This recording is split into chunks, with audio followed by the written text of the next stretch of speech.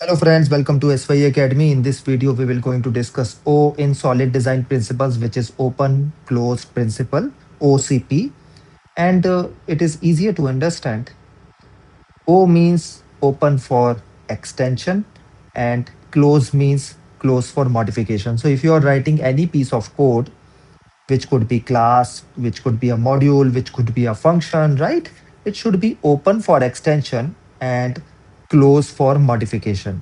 That means if you are extending any new behavior or if you are updating your code, if there is new project which is coming up, right? You should not be changing your existing code, which is already tested, deployed in production, right? The goal is safer evolution of system and fewer regression. What does regression means? Regression means test the code which is deployed to production again. This is called as a regression. I know, I mean, if you are thinking from software engineer point of view, then we always do regression testing after every change, right? I know I can understand this feeling. Most of the time we are not following OCP, right? I know sometimes we need to do OCP, despite of the fact that we are following OCP, sometimes we need to run regression because we are modifying the behaviors. So we do sanity of our whole project. So that's a different case. But please note, if you are required to do regression testing again and again, that means you are not following open close principle. Why OCP matters? Your question could be this: it avoids breaking existing code when adding new features.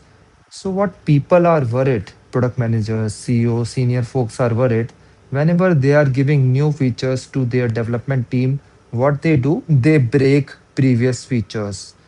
And also, if they do not break, then there is a long QA cycle where testing goes on for months, right? Or weeks just to test the feature. So if you are following OCP, that means you don't need to change any existing code and you can trust your code. You can test the new behavior and you can trust that old behavior will be working fine. It reduces regression bugs. Please note, it just reduces. It does not mean it can eliminate regression bugs totally. Again, repeating, what is regression? Regression means doing sanity of your whole project again, right? That's called as a regression testing, and it is done after unit testing is done, right? It makes systems adaptable to new requirements. If new requirements are coming up, you can keep on adding up, right? I will give few examples also, and without breaking any previous feature. The senior folks, engineering manager or VP, if they have written code which is following OCP, then they can trust that if they are adding new features, then previous code will not be broken. It encourages reusable extraction and plugin style design.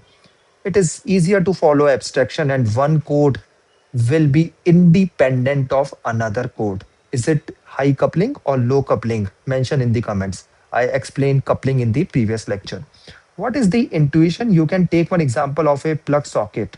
So whenever you build your house, you build wall sockets, right? And they are built for most of the time forever, right? Or if not forever, then at least for a decade if you are doing any changes in your wall. So let's say there are some sockets in your wall which is near your bed, or some power socket maybe at some other place where you are turning on your AC, right? So please note that if you need any new connection, then what you do, you buy plugs or you buy new chargers, or some modifying plugs are also coming up, which keeps on adding up here, right, on your previous plugins. You, what you never do, you don't break your wall, right? If there is a new type C charger or new charger developed by, let's say, Apple, then you don't break your wall, you just keep on changing the adapters. That's the principle of open close principle. So WebSocket is closed for modification. You don't rebuild your house wiring again and again, but it's open for extension. You can plug in new devices, adapters, chargers, and code will work in the same. Let me give you one example which is violating open close principle. As you can see, this is a class which is calculating area. And as the class is written in such a way that if the shape is circle, then it is calculated like this, right? Pi r square. And if it is rectangle, then it is length into breadth, or length into width. The problem with this code, friends, is if you are adding a new shape, you need to add another else if, then another else if. That means you are keep on breaking this area calculator class. What will be the impact of this? The impact is you need to do sanity again, you need to done regression. Also, if you have written your, let's say, test cases for this class, you need to modify those test cases again and again. So this is the principle which is breaking open close principle. What is the solution for this? Think about it, pause this video, think about it. The solution always lies in right. So create an interface which is shape, and it has double area method, right?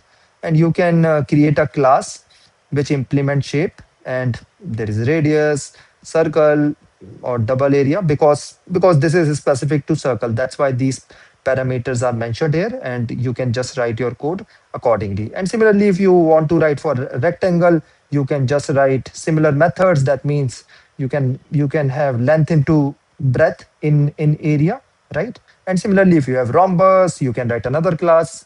And if you have uh, uh, maybe parallelogram, or maybe any type of shape, you can extend another class. Please, friends, don't get confused. For the sake of simplicity, I have written everything here. It does not mean that all these are present in the same file, right? They could be present in different file. Even if they are present in the same file, then please note Java compiler make dot class files, right? So these files, that means circle, rectangle, are independent of one another, and usually they are written in different classes. So that's how you can write the open close principle. Why again repeating the same thing? See, circle area will never change, so this will remain like this forever. Or even if it changes, it will be in decades, right? Or let's say even if it is changing, let's take that example, even if the circle area is changed due to any reason, then at least rectangle area is not changed. So you just need to update your circle class test cases, and you need to do regression on circle. You don't need to do regression on rectangle, or maybe 100 other shapes if they are present. So that's how it is mentioned. If you are adding a triangle, just create another class which implements shape interface, and there is no need to change area calculator. It exists in the same. Let me give you a few real world examples. In UI frameworks, adding new buttons and controls without changing framework core is an example of open close principle, where you keep on adding new buttons without changing the framework core. In payment gateways, you can take an example. Let's say PayPal and Stripe.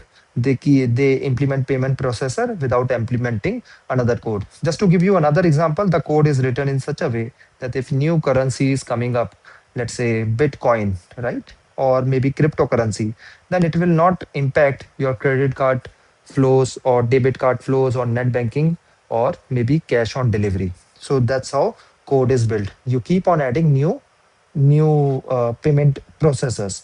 In Spring Boot also, you can add new beans via configuration which without touching the core framework. How you can achieve open close principle? If you have that question, the answer is polymorphism. That means interfaces and abstract class. This is the only thing. Let me still read other things. Apply composition instead of giant conditions. So don't put any too many if else logic, right?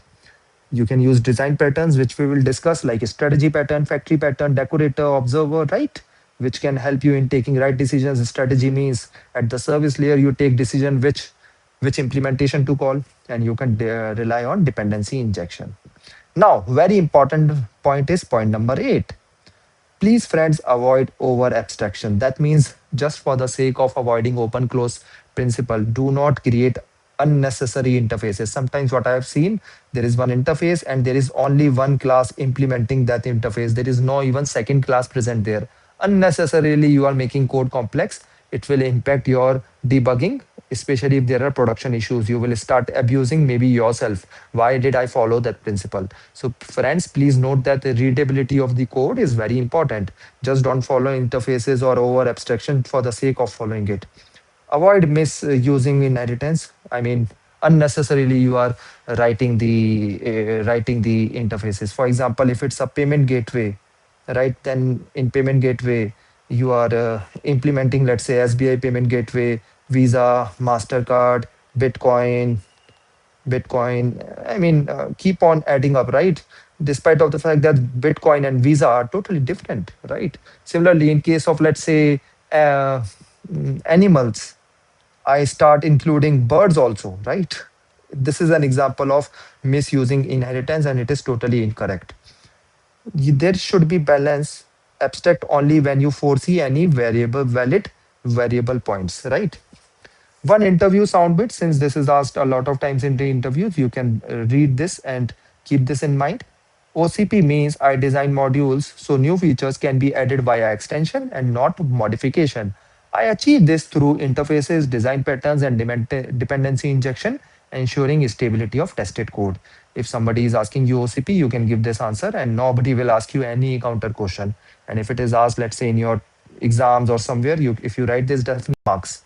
Quick questions for you where I want you to write answers in the comment section. Let's say just write like this, one yes, no, like this. Okay. So a class report printer has if else for PDF, CSV, Excel.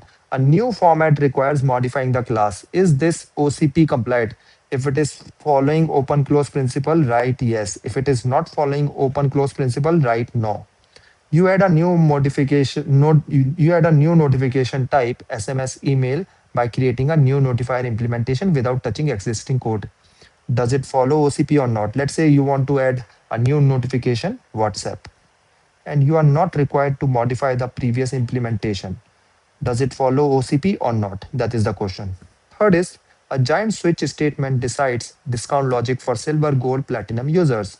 New tire, you need to add it, switch statement. Does it follow OCP or not? Write in the comment section. Let me quickly recap or remind you what we discussed in this lecture. It should be open for extension. That means you should be able to add new features easily with the use of interface, dependency injection, composition. It should be closed for modification. You should not be touching a stable code which has already gone live, right? It is achieved using interfaces, design patterns, and dependency injection, and it prevents regression and encourages scalable design where you can keep on adding code, right? And you can even eventually write different microservices also. So that's about open close principle. Friends, if you have any question, feel free to ask in the comment section. If you have any small doubt also and you want me to create a video on that lecture, just write in the comment section. That's all. Thank you.